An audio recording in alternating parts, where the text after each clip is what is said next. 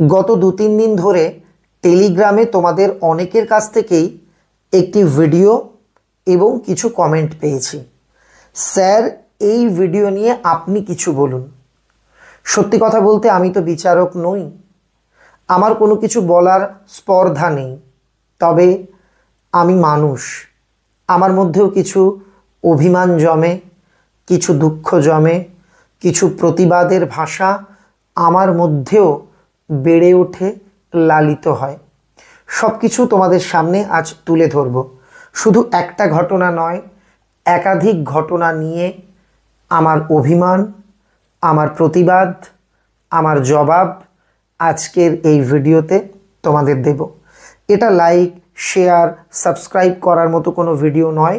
আমার পরিবারের সদস্য যারা আমাকে ভালোবাসো, আমাকে নিজের ফ্যামিলি মেম্বার মনে করো, তাদের কাছে আমি কয়েকটি বিষয় একে একে বলবো। প্রথমেই আসি ভিডিওটি এবং অভিযোগের বিষয়। আমি ভিডিওটি দেখেছি, সেখানে আমার অত্যন্ত পরিচিত, আমার আদরের, আমার সম্মানের একজন সহকর্মী ইউটিউব কন্টেন্ট ক্রিয়েটর, তার একটি ক্লিপ আমাকে পাঠানো হয়েছে, যেখানে আমি দেখতে পাই তিনি কোনো একটি বোনের নাম উল্লেখ করে কিছু শব্দ, যেটা অবশ্যই হাইলি অবজেকশনেবল, সেটা ব্যবহার করেছেন। এই জায়গাতে আমার বক্তব্যটা খুব স্পষ্ট যে কোন প্রেক্ষিতে কেন তিনি এটা বলেছেন আমি না জেনে কোনো মন্তব্য এ বিষয় করা আমার উচিত হবে না। এমন হতেই পারে কোনো একটি বিশেষ পরিস্থিতিতে, বিশেষ প্রেক্ষিতে তিনি নিজেকে সামলে না রাখতে পেরে ওই শব্দগুলো ব্যবহার করেছেন, এটা হতেই পারে। কিন্তু যে শব্দগুলো তিনি ব্যবহার করেছেন সেখানে সত্যি অবজেকশনেবল কিছু অংশ আছে। ভয়েস টোন, অঙ্গভঙ্গি, ইঙ্গিত আমার ব্যক্তিগতভাবে ভালো লাগেনি। একটা বিষয় কি বলতো, শিক্ষকদের কিছু সীমাবদ্ধতার মধ্যে আটকে থাকতে হয়। আমরা অবশ্যই প্রতিবাদ করব। আমিও তো, আমাদের চ্যানেলে কেউ খারাপ কথা লিখলে, কেউ কুৎসিত ভাষা ব্যবহার করলে তীব্র ভাষাতেই আমি তাকে কিন্তু আক্রমণ করি, কিন্তু কখনোই সেটা শালীনতার গণ্ডিকে অতিক্রম করে যায় না, বা কখনোই তার নাম বা কারোর পড়ানোর গুণগত মান এগুলো নিয়ে কিন্তু সেই আক্রমণটা হয় না। এই জায়গাতে আমার মনে হয়েছে যে স্যার এটি করেছেন, তিনি হয়তো আবেগের বশবর্তী হয়ে করেছেন। আমি আশা করব আমাদের কারোর দ্বারা এমন ঘটনা ভবিষ্যতে হবে না। আবারও আমি বলছি, আমি বিচারক নই। স্যার হয়তো নির্দিষ্ট কোনো প্রেক্ষিতে কথাগুলি বলেছেন, কিন্তু তিনি যে ভাষায় যেভাবে আক্রমণ করেছেন সেই জায়গাটা কিন্তু আমার মনে একটা অভিমানের জায়গা সত্যিই তৈরি করেছে। এবার আসি দ্বিতীয় প্রসঙ্গে, কিন্তু তার আগে বলি, তোমরা অনেকেই বলতে পারো স্যার কোন স্যার বলেছেন, কবে হলো, ইত্যাদি ইত্যাদি। আমি কারোর নাম এখানে ব্যবহার করব না, বা আকার ইঙ্গিতে কোনো ভিডিও ক্লিপস এখানে ব্যবহার করব না। আমি চাই না স্টুডেন্টদের মধ্যে এই রকম একটা অদ্ভুত কৌতূহল তৈরি হোক। যারা ঘটনাটি জানতে, তারা আশা করি আজকে আমার বক্তব্য যারা আর কি শুনতে চেয়েছিলে, তারা আমার স্ট্যান্ডটা নিশ্চয়ই জানলে। তবে আমি তোমাদেরও অনুরোধ করব, কোনো স্যারের নাম এখানে লিখবে না। আমরা প্রত্যেকে শিক্ষক। অন্য একজনকে যদি আমি অসম্মান করি, আমি নিজেও তো অসম্মান হব, তাই না? ধরো আমি ঠাকুরনগর থাকি, আমি বললাম ঠাকুরনগরের সবাই খারাপ, তার মানে তো আমি নিজেও খারাপ হলাম, তাই না? যাই হোক, এবার দ্বিতীয় বিষয়। অতি সম্প্রতি আমি ট্যাব সংক্রান্ত আপডেট সবার আগে জানিয়েছিলাম, যে ট্যাবের টাকাটা পুনরায় দেওয়া হবে, এই নিয়ে শিক্ষামন্ত্রীর বক্তব্য আমি তুলে ধরেছিলাম। সেই ভিডিওতে আমাকে কয়েকজন খুব কুৎসিত ভাষায় আক্রমণ করে লিখেছ, আপনি মাসের মধ্যে আর কত ট্যাবের ভিডিও বানাবেন। এখানে আমার মনে হয়েছে আমার কিছু বলা উচিত। ইনফ্যাক্ট অনেকে বলেছ যে আপনি পয়সার জন্য এটা করেন। দেখো, পয়সার জন্য আমি ইউটিউবে ভিডিও বানাই কি বানাই না সেটা বলার আগে কয়েকটা ফ্যাক্ট তোমরা বুঝো। আমার অফলাইনে ছাত্র সংখ্যা কত ঠাকুরনগরে আসলে তোমরা জানতে পারবে। ইনফ্যাক্ট আমি যে বইগুলো লিখি সেখান থেকেও একটা লভ্যাংশ পাই, এবং এই চ্যানেলে তোমরা ভিডিও দেখবার আগে যে ছোট্ট ছোট্ট অ্যাডগুলো ইউটিউব চালায় সেখান থেকেও আমি রেভিনিউ পাই। এর বাইরে গিয়ে আমার যদি মনে হতো আমি উপার্জন করব, এই যে ইউটিউব থেকে একটা ভিডিও পোস্ট করে তোমরা সামান্য অ্যাড দেখে যেটুকু উপার্জন হয় তার থেকে 5 গুণ করতে পারতাম, 10 গুণ করতে পারতাম।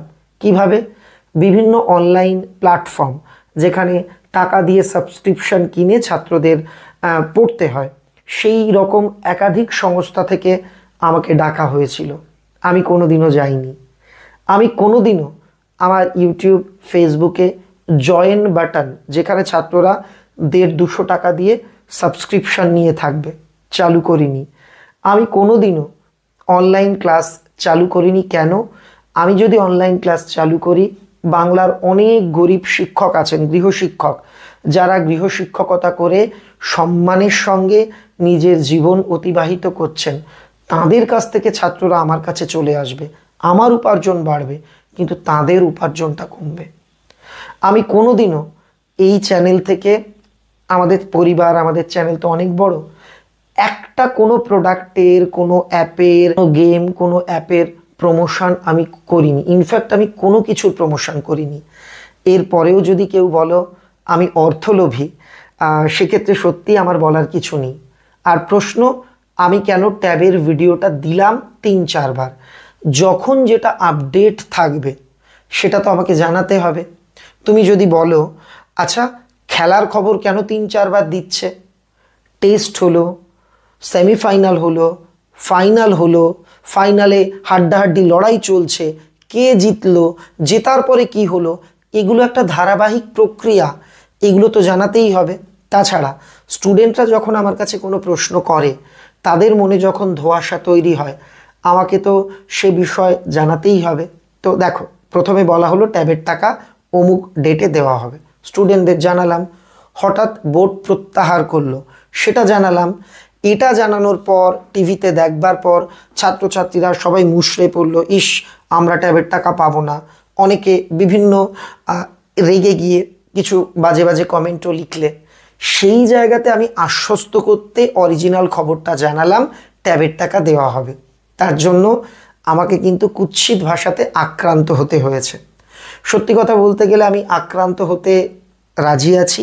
অন্যায় হলে তোমরা ধরিয়ে দেবে, তবে খারাপ শব্দ আমাকে ব্যথা দেয়, আমাকে কষ্ট দেয়, এখানে আমার প্রতিবাদ আছে। একজন শিক্ষককে ধরো, যিনি অনলাইনে পড়াচ্ছেন, তিনি যেই হোক না কেন, তাকে তোমার হাতে একটা ফোন আছে বলে তুমি বাড়ি বসে দুটো বাজে কথা লিখলে, এতে তার মনের উপর কী প্রভাব যায় তুমি কখনো ভেবে দেখেছো? আমি যখন প্রথম ইউটিউবে আসি, আমি এরকম কমেন্ট দেখলে খুব রেগে যেতাম। এখন না, পড়ি না, এখন গা সওয়া হয়ে গেছে। হ্যাঁ, একটা সময় আমিও রিয়্যাক্ট করতাম, খুব রেগে যেতাম, এখন আর রাগি না। সত্যি কথা বলতে আমি অর্থের লোভ কখনো করিনি। অর্থের লোভ করলে রাত জেগে জেগে বই লিখে সামান্য উপার্জন করতাম না। ওই সময় অন্য অ্যাপের প্রমোশন করতাম, একটা প্রমোশনে ওই বই লিখে যা টাকা পাই, একটা প্রমোশন 5 মিনিটের ভিডিওতে সেই টাকা পেয়ে যেতাম। আমাদের চ্যানেলের প্রোফাইল, আমাদের চ্যানেলের সাবস্ক্রাইবার সংখ্যা তুমি তো জানো, দেখছো, তুমি নিজেও খোঁজ নিয়ে দেখো, যদি প্রমোশন করতাম আমি কত উপার্জন করতে পারতাম। কিন্তু কেবল আমি উপার্জন করিনি, আমি যেটা উপার্জন করেছি অনেক কোটিপতিও সেটা করতে পারে না। তোমাদের ভালোবাসা। আজকালকার দিন নাকি স্বার্থে ভরা পৃথিবী, কেউ কাউকে ভালোবাসে না। কে বলে? বাংলার ছাত্রছাত্রীরা আমায় ভালোবাসে, আমার বইকে ভালোবাসে, পড়াশুনো ভালোবাসে, আমার কথা ভালোবাসে। এই প্রাপ্তিটা আমি যখন ট্রেনে রাস্তাঘাটে দেখা হয়, কত মানুষ ডেকে কথা বলে, সেলফি নেয়, আমার বাড়িতে আসার আবদার করে, তাদের বাড়িতে আমন্ত্রণ জানায়, এগুলো কি প্রাপ্তি নয়? এগুলোর কি কোনো মূল্য নেই? আমি হয়তো অ্যাপের টাকাগুলো পাইনি, আমি হয়তো বিলাসবহুল জীবনযাপন করতে পারতাম, সেটা পারি না, গরিবানা মতে চলি, কিন্তু তোমাদের ভালোবাসা, তোমাদের সম্মান আমাকে না রাজা বানিয়ে দিয়েছে। আমার নাম সম্রাট, এই নামের সার্থকতা তোমাদের ভালোবাসা আমায় এনে দিয়েছে। এটা আমার কথা না, এটা আমার মা একদিন বলেছিল যে মা তো সাবস্ক্রাইবার এগুলো বলতে পারে না, মা বলছে ওই তোর ভিডিও যারা দেখে, দেখ তোকে কীরকম ভালোবাসে, চিঠি দেয়, কেউ কেউ বই, নিজের লেখা বই পাঠায়, কবিতার বই টই, অনেকে চকলেট, তারপর পেন, রাখি পাঠায়, তোকে কত ভালোবাসে, এরাই তো তোকে সম্রাট করে দিল। আমি মায়ের এই কথাটার সঙ্গে ভীষণভাবে অ্যাগ্রি করি। যাই হোক, লাস্ট আর একটা বিষয়, আমি আমার ছাত্রছাত্রী ভাই বোনেদের একটা কথা বলেছিলাম, তিলোত্তমার বিচারের জন্য প্রতিবাদ চলবে। আজও বলছি, প্রতিবাদ জোরালো হওয়া উচিত। তবে আমরা যেন রাজনৈতিকভাবে আর কি আমাদের প্রতিবাদটাকে না জানাই, আমাদের প্রতিবাদ যেন কেউ সুকৌশলে রাজনীতির দিকে টেনে না নেয়। মিলিয়ে দেখো, ইউটিউবে অনেকের আগে আমি কিন্তু পোস্ট করে তিলোত্তমা কাণ্ডের প্রতিবাদ জানিয়েছি। আমরা একাধিকবার পথে নেমেছি, তার কিছু পোস্টও আমাদের ইউটিউব চ্যানেলে আমি দিয়েছি। কিন্তু তার মানে আমি ছাত্রদের কখনো কি বলতে পারি তোমরা ঘেরাও করো, তোমরা পদত্যাগ চাও, তোমরা ভাঙচুর করো, তোমরা আন্দোলন করো? এটা যদি বলে আমাকে প্রমাণ করতে হয় আমি নিরপেক্ষ, তাহলে বিশ্বাস করো আমি এই কথা বলবো না। আমি ছাত্রদের বলেছি তোমরা মন দিয়ে পড়াশুনো করো, নিজের জায়গায় থেকে নিজের মতো করে প্রতিবাদ জানাও, কিন্তু আমাদের প্রতিবাদের ভাষাটা যেন কোনো রাজনৈতিক অভিসন্ধির ভাষা না হয়ে যায়।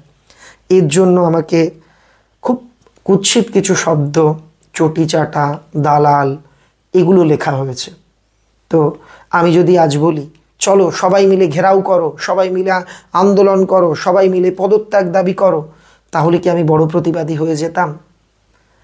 প্রশ্নটা তোমাদের উদ্দেশ্য করলাম। আমার কিছু দুঃখ, কিছু অভিমান থাকে।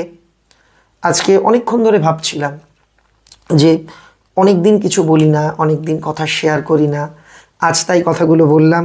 যারা মনোযোগ দিয়ে শুনলে তারা আমার প্রাণ, আর যারা অর্ধেকটা শুনে চলে গেছো তাদেরও ধন্যবাদ। যারা আমার সমালোচনা করতে, আশা করি কিছু উত্তর আজ তাদের দিতে পারলাম। যাওয়ার আগে একটা কথা বলি, আপনার এত অহংকার, আপনি কমেন্টের উত্তর দেন না কেন? আচ্ছা তুমি বলো, প্রায় 7 মিলিয়ন এত স্টুডেন্টের যদি 1%ও আমাকে কমেন্ট করে, সেই উত্তর দেওয়া কি সম্ভব? এটা না অনেকটা ওই কী বলে লটারির মতন, যে হাজার হাজার বিস্কুট কিনলে কোনো একটা বিস্কুটের প্যাকেটে আর কি ওই ফ্রিজ বাঁধে, ওই রকম যে কিছু কমেন্ট আমার চোখে পড়ে, আমি উত্তর দিই। সত্যি অধিকাংশ কমেন্টের উত্তর দেওয়া হয় না। কিছু কমেন্ট পড়ি, আনন্দ পাই, কিছু কমেন্ট পড়ে দুঃখ পাই, উত্তর লিখি না। আঙুলটাও তো ব্যথা হয়ে যায় বলো। সারাদিন বাড়িতে সেই 6টা থেকে 8টা 9টা পর্যন্ত 4, 5টা 6টা ব্যাচ প্রতিদিন পড়ানো থাকে, শনিবার 5-6টা ব্যাচ হয়ে যায়, 7টা হয়ে যায়, তারপর আর এনার্জি থাকে না। আগামীবার ভেবেছি তোমাদের জন্য 2টো দিন সপ্তাহে পুরো ফাঁকা রেখে দেবো, সেদিন ভিডিও বানাতে পারবো, কোনো প্রাইভেট টিউশন রাখবো না, বুঝেছো? অভিমান করে থেকো না আমার উপর। সবাই ভালো থেকো। আমার কোনো ভুল হলে, কোনো অন্যায় হলে জানাবে, নিজের দাদা মনে করে, বন্ধু মনে করে, কোনো অসুবিধে নেই। আমরা তো একটা পরিবার, আমার ভুল হবে না এটা কোনো কথা আছে? আমারও ভুল হয়, ভুলগুলো জানিও। বকো, অভিমান করে দূরে চলে যেও না, কুৎসিত ভাষায় আক্রমণ করো না। ভালো থেকো, শুভরাত্রি।